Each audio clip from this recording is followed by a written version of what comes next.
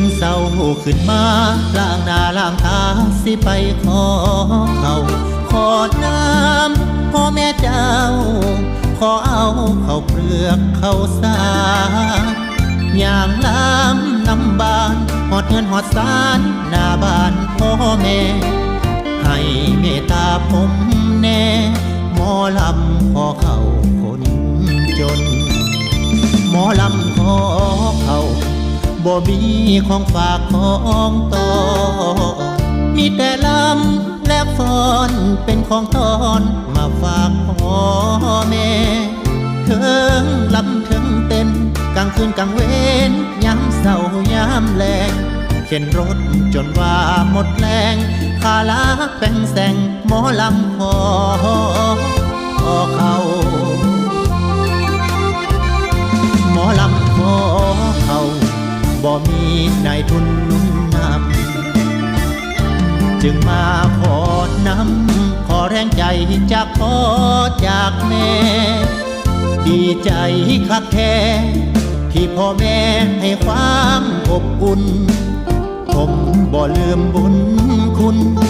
เข้าน้ำพ่อแม่ให้มาก่อนจากอำลาขอให้อยู่ดีมีโชคความทุกข์ความโศกความยากอย่ามากล้ำกลายอยู่ดีมีแห้งร่างกายแข็งแรงกันสู้สุขคนปีหน้าคุณเด้อบ่โดนลูกหลานสิมายามไม่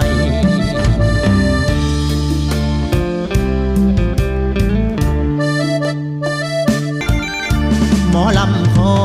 เขาบ่มีนายทุนนุ่นนำจึงมาขอนำขอแรงใจจากพ่อจากแม่ดีใจคักแท้ที่พ่อแม่ให้ความอบอุ่นผมบ่ลืมบุญคุณเข้าน้ำพ่อแม่ให้มาก่อนจากอำลาขอให้อยู่ดีมีโชคความทุกข์ความโศกความยากอย่ามากล้ำกลายอยู่ดีมีแห้งร่างกายแข็งแรงกันสู้สุขคนปีหน้าคุณเด้อบ่โดนลูกหลานสิมายามไม่ปีหน้าคุณเด้